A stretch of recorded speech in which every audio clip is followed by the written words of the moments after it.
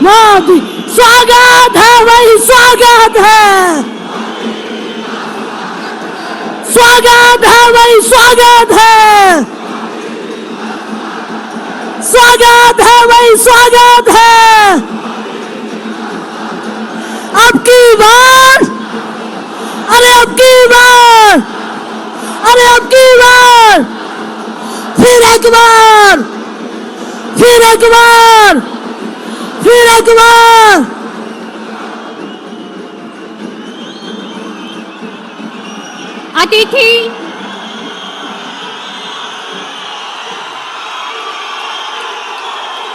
अतिथि देवो भव की परंपरा को निभाते हुए मेरा निवेदन करना चाहती हूँ।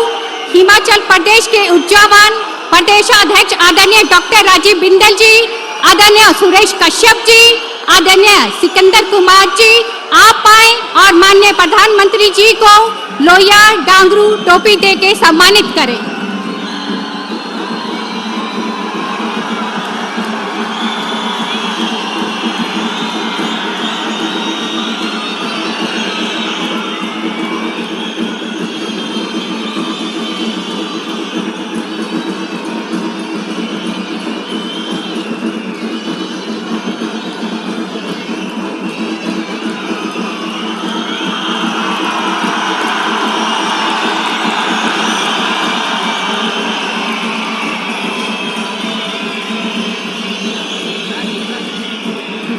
मैं निवेदन करना चाहूंगी श्रीमती रश्मिधर सूद जी को, श्रीमती वंदना योगी जी को, श्रीमती डेजी ठाकुर जी को, श्रीमती शशि बाला जी को, श्रीमती सीमा कन्याल जी को वो आए और अंगपुष्प द्वारा माननीय प्रधानमंत्री जी का स्वागत करें, सम्मानित करें।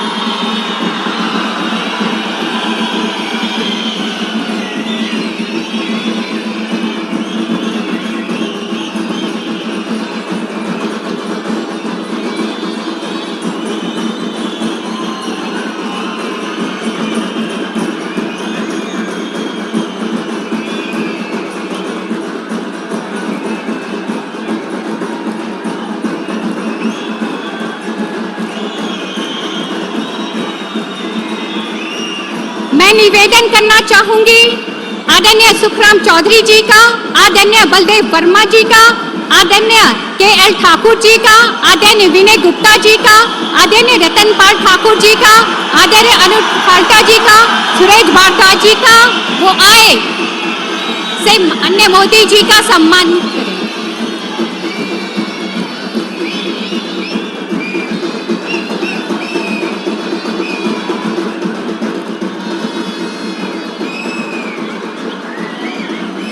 मेरा निवेदन रहेगा माननीय प्रदेशाध्यक्ष जी से वो आए।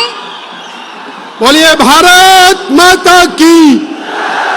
फिर एक बार, फिर एक बार वो महलात की घाटी वाले भी, फिर एक बार, अब की बार, अब की बार हिमाचल में, हिमाचल में सुरेश कश्यप, सुरेश कश्यप विश्व के महान नेता, भारत के यशस्वी प्रधानमंत्री श्रद्धेय नरेंद्र मोदी जी का मैं हार्दिक अभिनंदन करते हुए सीधा सीधा उनसे विनती करूंगा कि वो हम आप सबको संबोधित करें। बोलिए मोदी जी को जय श्री राम, जय जय श्री राम, जय श्री राम।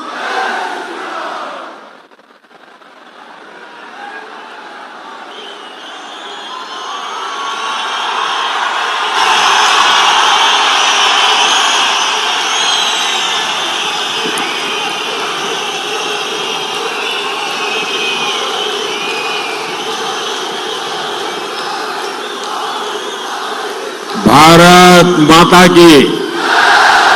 भारत माता की, भारत माता की। सभी के मेरी ढाल,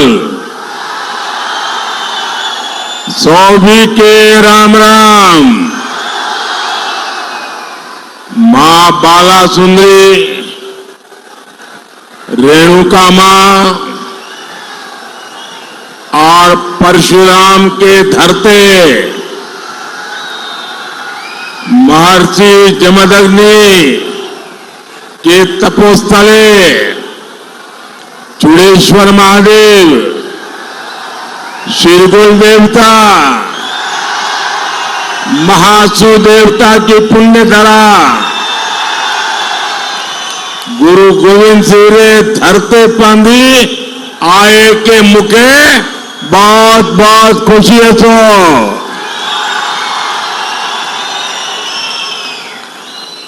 मेरे साथ बोलिए भारत माता की। आप ये तस्वीर नीचे रखिए, पीछे लोग परेशान हो रहे। भारत माता की, भारत माता की। ऐसा लग रहा है कि अपने घर आया हूं।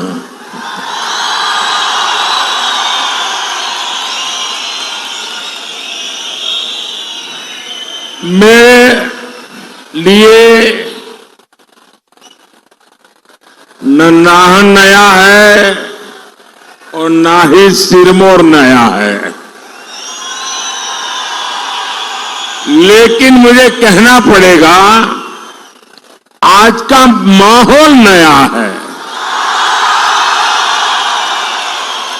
मैं यहां संगठन का काम करता था, आप लोगों के बीच में रहता था, चुनाव भी लड़वाता था, लेकिन यहां सिरमौर में इतनी बड़ी रैली मैं खुद कभी नहीं कर पाया।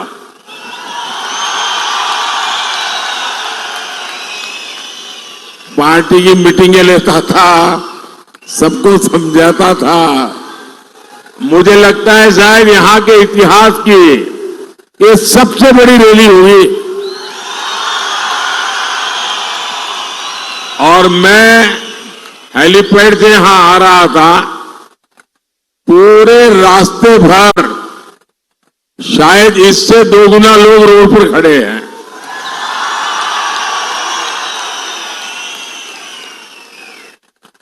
आपका ये प्यार, आपका ये आशीर्वाद मुझे हमेशा हमेशा हिमाचली बना के रखता है।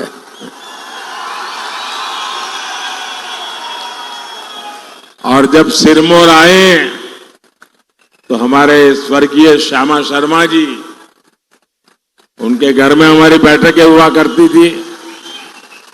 हमारे चंद्रमोहन ठाकुर जी, बलदेव भंडारी जी, हमारे जगत सिंह नेगी जी, ढेर सारे कार्यकर्ताओं की याद, अनेक अच्छे अनुभव मेरे लिए एक प्रकार से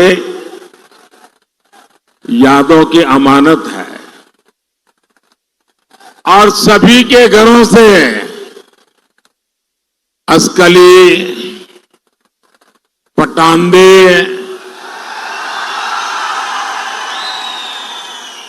और सिडको और यहां एक होटल ब्लैक मैंगो हुआ करता था। होटल ब्लैक मैंगो है,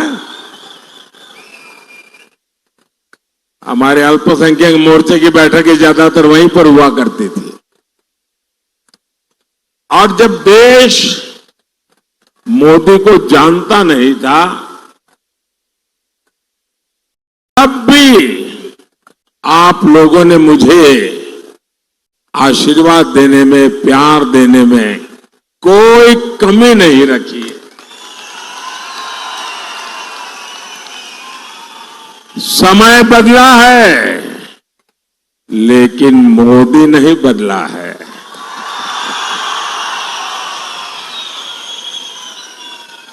मोदी का हिमाचल से रिश्ता वही पुराना रिश्ता है।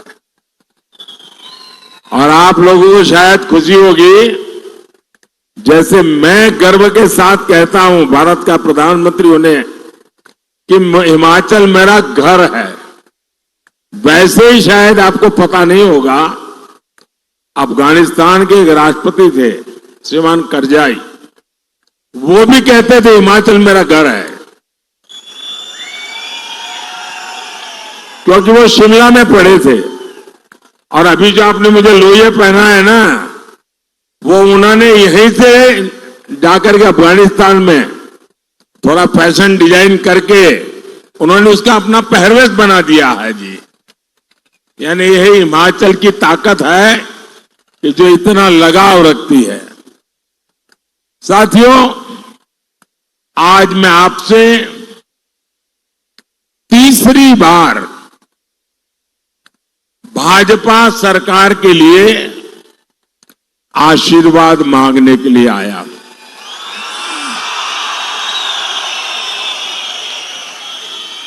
और मुझे आशीर्वाद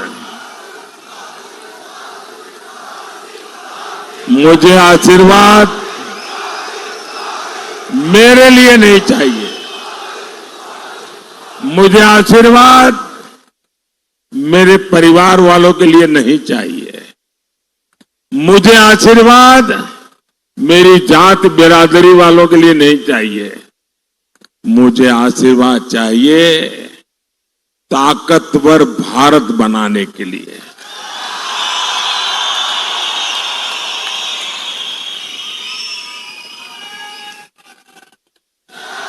मुझे आशीर्वाद चाहिए विकसित भारत बनाने के लिए।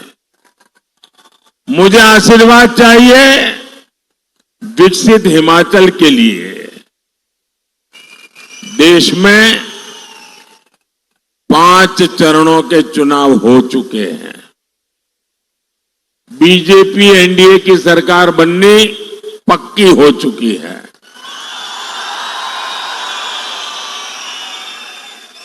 और अब हिमाचल 4-0 से हैट्रिक लगाएगा। और हम तो देवभूमि के लोग हैं,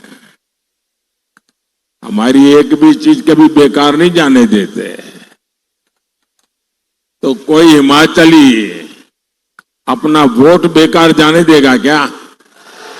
अपना वोट बेकार जाने देगा क्या? वो उसी का वोट देगा ना जिसकी सरकार बनेगी, और जिसको वोट देगा उसकी ही सरकार बनेगी। ये हिमाचल में पक्का है।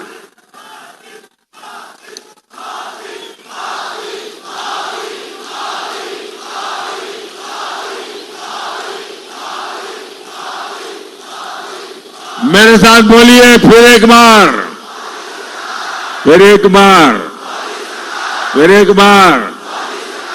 साथियों, हिमाचल प्रदेश सीमा से सटा हुआ राज्य है। हिमाचल के लोग एक मजबूत और ताकतवर सरकार का मतलब जानते हैं। मोदी आपके लिए जान की बाजी लगा देगा, लेकिन आप पर कभी संकट नहीं आने देगा। आपने कांग्रेस का दौर देखा है, जब एक कमजोर सरकार देश में हुआ करती थी, उस समय पाकिस्तान हमारे सिर पर चढ़ करके नाचता था। कांग्रेस की कमजोर सरकार दुनिया में गुहार लगाती फिरती थी। मोदी ने कहा, भारत अब दुनिया के पास भीख नहीं मांगेगा, भारत अपनी लड़ाई खुद लड़ेगा। और फिर भारत ने घर में घुस करके मारा।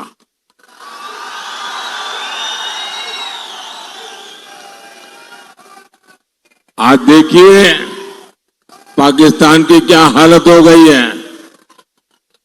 साथियों, हिमाचल के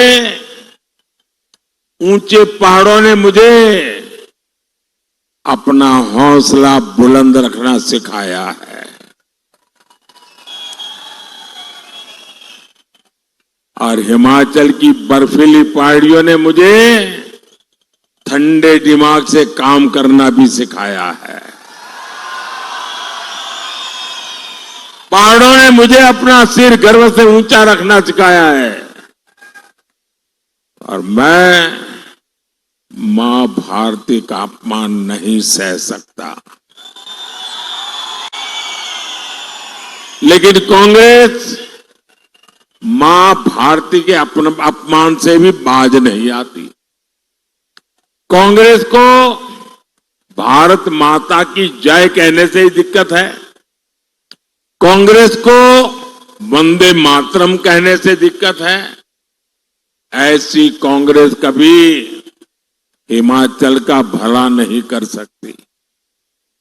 साथियों, यही कांग्रेस है जिसने भारत के सीमावर्ती इलाकों को अपने हाल पर छोड़ दिया था।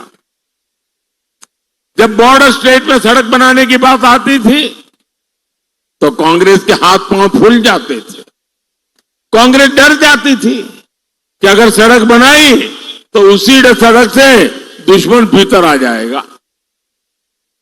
ऐसी डरपोक सोच मोदी के मिजाज के साथ मेल नहीं खाती है।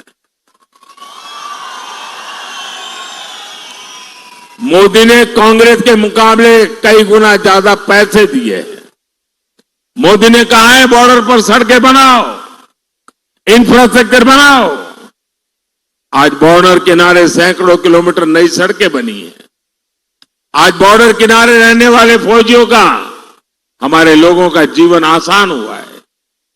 साथियों, कांग्रेस ने 4 दशक तक फौजी परिवारों को 1 रैंक 1 पेंशन के लिए तरसाया और कांग्रेस ने कैसा मजाक उड़ाया। हमारे पूर्व सैनिकों की आंख में धूल झोंकी और ऐसा पाप करने में उनको शर्म भी नहीं आई। जब 2013 में भारतीय जनता पार्टी ने मुझे प्रधानमंत्री का उम्मीदवार तय किया और मेरी पहली रैली पूर्व सैनिकों की हुई थी रेवाड़ी में। और रेवाड़ी में पूर्व सैनिकों के सामने मैंने वादा किया था, मैंने गारंटी दी थी कि मैं 1 रैंक 1 पेंशन लागू करूंगा। तो कांग्रेस वाले डर गए, ये मोदी ने नया खेल खेला है तो क्या करे। तो उन्होंने रातों रात अफरा तफरी में बजट में कहा कि हम भी 1 रैंक 1 पेंशन लागू करेंगे। लेकिन किया क्या, 500 करोड़ रुपए का टोकन डाल करके कह दिया कि 1 रैंक 1 पेंशन लागू करेंगे। ये हमारी फौज के साथ मजाक था, मजाक। ऐसे जैसे किसी बच्चे को कह दे ना कि कोई बात नहीं, शाम को तुझे मुंबई ले जाऊंगा और बच्चा सो जाए। ऐसा पाप किया था उन्होंने। जब मोदी है जिसने आकर के ओआरओपी लागू किया, 1 रैंक 1 पेंशन लागू किया और उन्होंने 500 करोड़ में खेल खेला था 2014 का चुनाव जीतने के लिए, जिसका कोई मतलब नहीं था। मोदी ने जब 1 रैंक 1 पेंशन ओआरओपी लगाया, 1.25 लाख करोड़ रुपया हम फौजियों को दे चुके हैं। अब मुझे बताइए भाई, कहां 500 करोड़ और कहां 1.25 लाख करोड़। ये 500 करोड़ मजाक था कि नहीं था? मजाक था कि नहीं था? फौजियों की बेइज्जती करने का इरादा था कि नहीं था? फौजियों का अपमान था कि नहीं था? और इसलिए ही तो लोग कहते हैं मोदी जो गारंटी देता है ना, वो गारंटी पूरी होने की गारंटी होती है।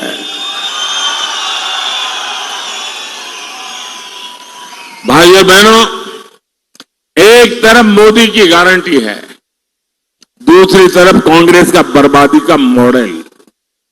कांग्रेस सत्ता पाने के लिए कांग्रेस ने हिमाचल के लोगों से खूब झूठ बोला।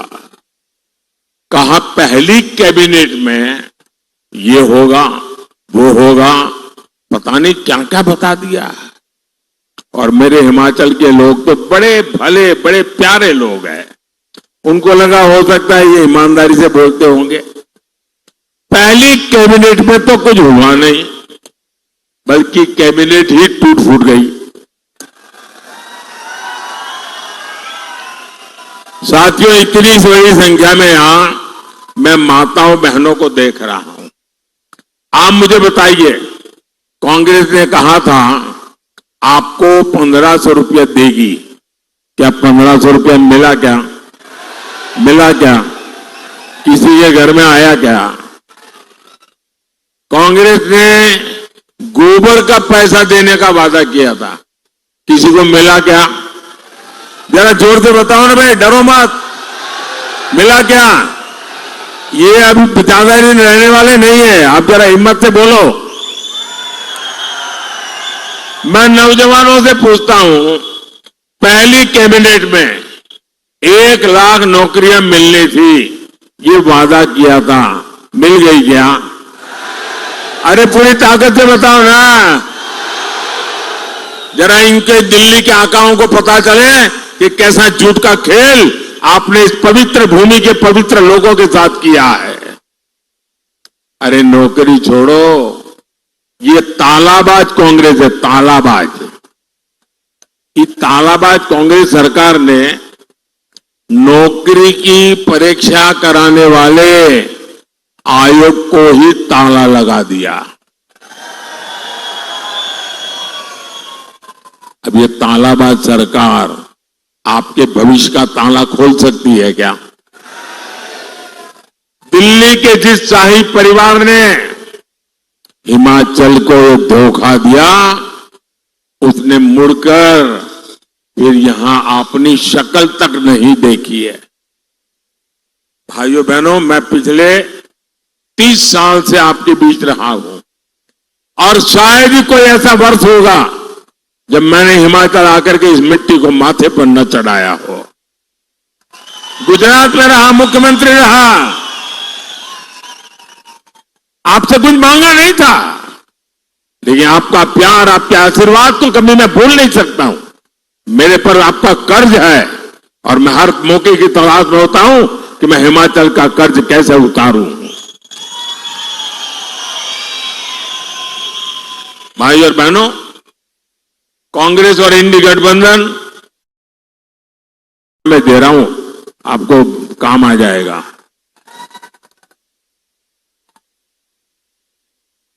ये कांग्रेस वाले उनके साथी, 3 चीज आपको कॉमन मिलेगी। एक, ये गौर सांप्रदायिक है। दूसरा, गौर जातिवादी है। और तीसरा, गौर परिवारवादी है। आपको ये 3 चीजें हर एक में कॉमन मिलेगी जी। ये मीडिया वाले दिमाग खपाएंगे तो बहुत खजाना खोल करके ले आएंगे। 60 सालों तक कांग्रेस ने सोचा ही नहीं कि सामान्य वर्ग में भी गरीब होते हैं। क्या ब्राह्मण का बेटे परिवारों में गरीब कोई होता नहीं है क्या? क्या बनिए के परिवार में कोई गरीब होता नहीं क्या? उच्च वर्ण के लोगों के समाज में गरीब लोग होते हैं कि नहीं होते? उनकी परवाह ही नहीं थी, चिंता ही नहीं थी। उनको भी आरक्षण की जरूरत है। कांग्रेस ने हमारे इन समाज को कभी सोचा नहीं। मोदी ने आकर के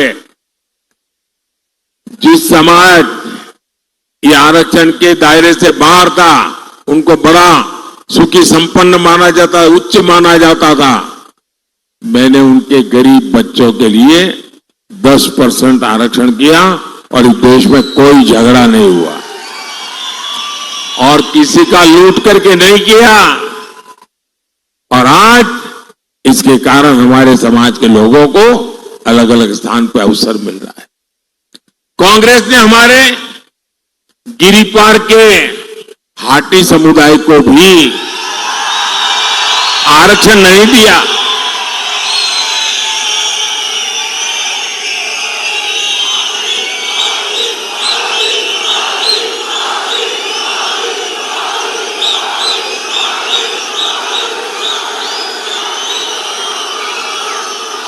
ये होता है प्यार। जब नेक दिली से काम होता है, जब न्यायिक काम होता है, तो मन उत्साह से भर जाता है, वो दिखता है जी।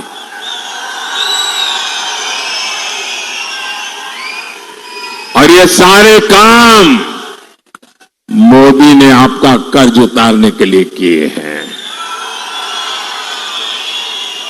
साथियों, मैं आज हिमाचल के लोगों को कांग्रेस और इंडी गठबंधन की एक और साजिश से भी सावधान करने आया हूं। ये लोग, और मानिए ये चुनाव है इसलिए मैं नहीं बोल रहा हूं दोस्तों, मेरे दिल में एक आग है। ये भारत को तबाह करने के लिए कैसे कैसे खेल खेल रहे हैं, और आप चौंक जाएंगे दोस्तों।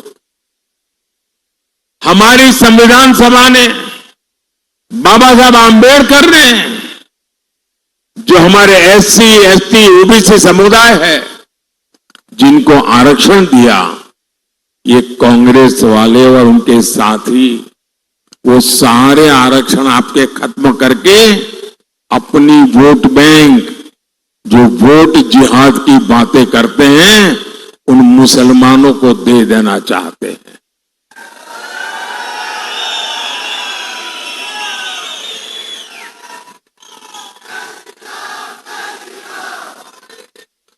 और ये सिर्फ बातें नहीं करते। कर्नाटका में कांग्रेस सरकार बनने के बाद उन्होंने कर दिया। ओबीसी के जो आरक्षण के अधिकार थे वो उनसे छीनकर मुसलमान को दे दिए, यानी देंगे ऐसा नहीं, दे दिए। और इस मॉडल पे वो काम करना चाहते हैं। आप मुझे बताइए, इस प्रकार का काम क्या मेरे हिमाचल के लोगों को मंजूर है क्या? जरा पूरी ताकत से बताइए ना। क्या ऐसे लोगों को आप स्वीकार करेंगे? ऐसे विचार को स्वीकार करेंगे? ऐसे लोगों का हर पोलिंग बूथ में सफाया होना चाहिए, नहीं होना चाहिए? ये चुनाव मौका है इनको कहने का, रुक जाओ। ये चुनाव उनको कहने का मौका है, रुक जाओ, बहुत हो चुका, अब हम देश को तोड़ने नहीं देंगे। साथियों, इंडी गठबंधन की साजिश का ताजा उदाहरण पश्चिम बंगाल में सामने आया। 2 दिन पहले ही कलकत्ता हाईकोर्ट ने वहां 77 मुस्लिम जातियों के आरक्षण को खत्म कर दिया। कोर्ट ने किया। आप लोग कल्पना कर सकते हैं, मुसलमान की 77 जातियों को इंडी गठबंधन वालों ने रातों रात ओबीसी बना दिया था, और ओबीसी का जो हक था वो उनको दे दिया था। अदालत ने उसको गंभीरता से लिया।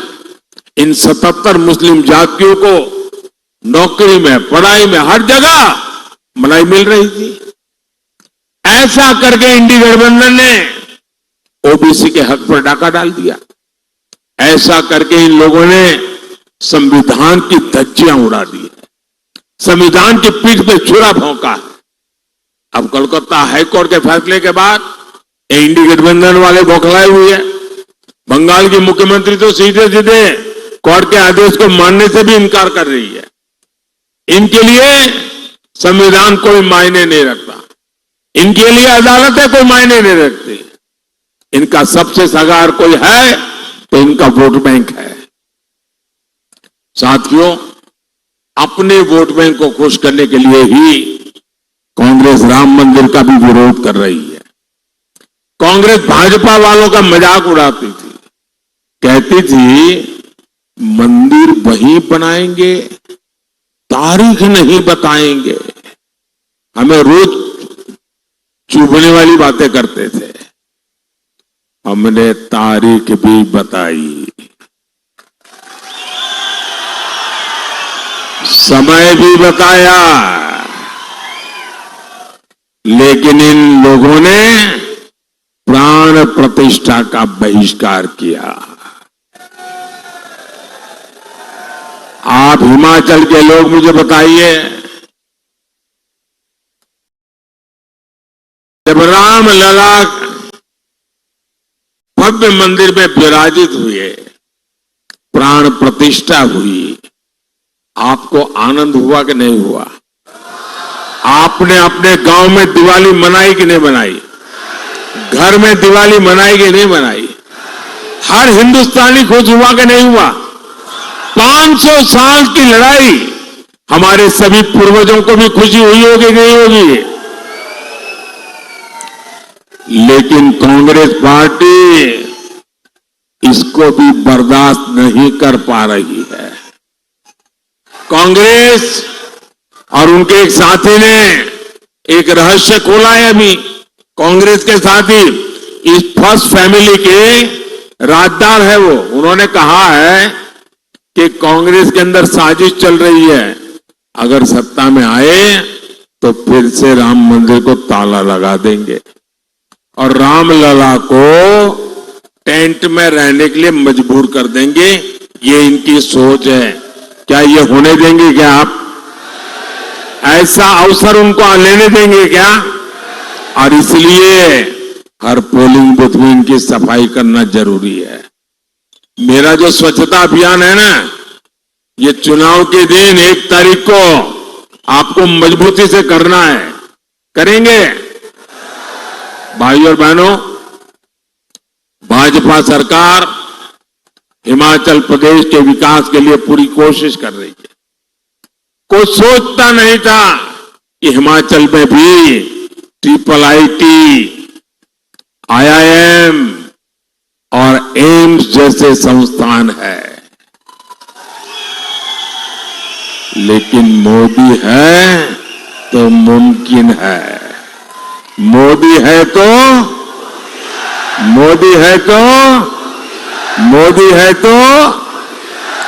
हिमाचल को बल्क ड्रग्स पार्क और मेडिकल डिवाइस पार्क मिला है। हिमाचल देश के उन पहले राज्यों में है जहां वंदे भारत ट्रेन शुरू हुई। साथियों, मोदी के लिए किसान, गरीब, महिला और युवा का सशक्तिकरण बड़ी प्राथमिकता है। 5 किलो मुफ्त अनाज और 5 लाख रुपए का मुफ्त इलाज, ये मोदी की गारंटी है। हमारे किसानों, बागवानों के खाते में भी सम्मान निधि के 6,000 रुपये आते रहेंगे। साथियों, मोदी ने स्वयं सहायता समूहों से जुड़ी 3 करोड़ बहनों को, यह आंकड़ा छोटा नहीं है, 3 करोड़ बहनों को लखपति दीदी बनाने की गारंटी दी है।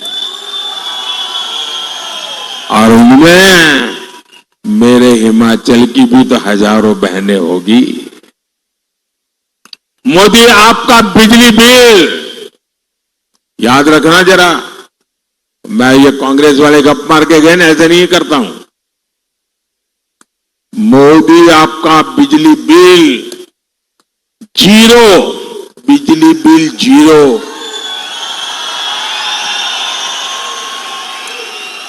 और इसके लिए एक बड़ी योजना लेकर के अपनी सेवा में हाजिर है। और योजना शुरू हो गई था, नहीं शुरू कर दी। योजना का नाम है PM सूर्यघर मुफ्त बिजली योजना। इससे आपका बिजली बिल 0 हो जाएगा। इतना ही नहीं, जो बिजली आप पैदा करेंगे वो बिजली बेच करके उसमें से कमाई भी करेंगे। ये कैसे होगा? आपके घर पर सोलर पैनल लगाने के लिए सरकार आपको 75,000 रुपये देगी, 75,000 रुपीज। आप खुद अपने घर में बिजली पैदा कीजिए, आपकी जरूरत की बिजली मुफ्त में उपयोग कीजिए। अतिरिक्त बिजली जो है वो आप सरकार को बेच दीजिए, कमाई कीजिए। ये मुफ्त बिजली योजना मोदी लेकर के आया है। और मैं, मेरे सिरमौर वाले साथी, ये ऑलरेडी ऑनलाइन बुकिंग चालू है, आप अपना नाम रजिस्टर करवा दीजिए। ये बात की बात नहीं है, हो रहा है, काम शुरू हो चुका है। जैसे मोदी ने पहले गारंटियां पूरी की, वैसे ही ये गारंटी भी मोदी पूरी करेगा।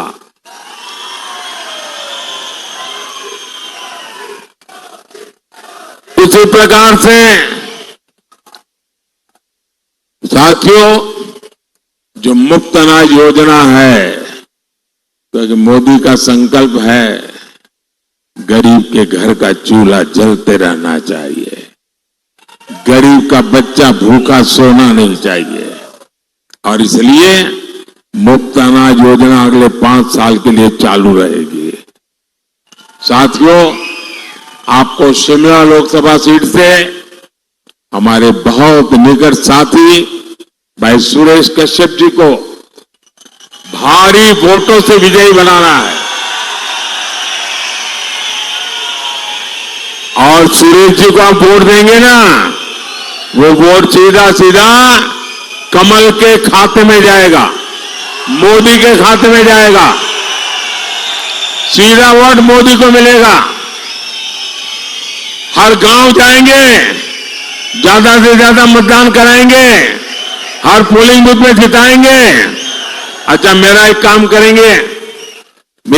करेंगे, कमाल हो यार, सूरज के लिए तो सब जोर से बोल रहे हो, मैंने कहा मेरे लिए करोगे तो ठंडे हो गए। करोगे? ये पॉलिटिकल काम नहीं है, करोगे? चुनाव वाला काम नहीं है, करोगे? मेरा पर्सनल है, करोगे? पक्का करोगे? एक काम कीजिए, देखिए जब मैं हिमाचल में था तो गांव गांव भटकता था, लोगों के घर जाता था, मिलता था। अब आप लोगों ने मुझे ऐसा काम में लगा दिया कि मैं सबके पास जा नहीं पाता हूं, मिल नहीं पाता हूं। तो मेरा एक काम कीजिए, 14 से ज्यादा परिवारों में जाइए, 14 से ज्यादा लोगों को मिलिए और जाकर के कहना कि मोदी जी सिरमौर आए थे, मोदी जी ने आपको प्रणाम कहा है, मेरा प्रणाम पहुंचा देंगे, हर घर में मेरा प्रणाम पहुंचा देंगे, पक्का पहुंचा देंगे। दूसरा काम, हम तो देवभूमि के लोग हैं, हमारे यहां हर गांव के अपने देवी देवता होते हैं, अपने देवता होते हैं, देवता का आगमन होता है, हर गांव के अंदर पूजा स्थल होता है। आप सब मिलकर के गांव में जाके मेरी तरफ से मत्था टेकना, आशीर्वाद मांगना, देवी देवताओं के आशीर्वाद मांगना, ताकि विकसित भारत का सपना हम जितना जल्द हो सके पूरा कर सके। मेरे साथ बोलिए, भारत माता की, भारत माता की, भारत माता की। बहुत बहुत धन्यवाद।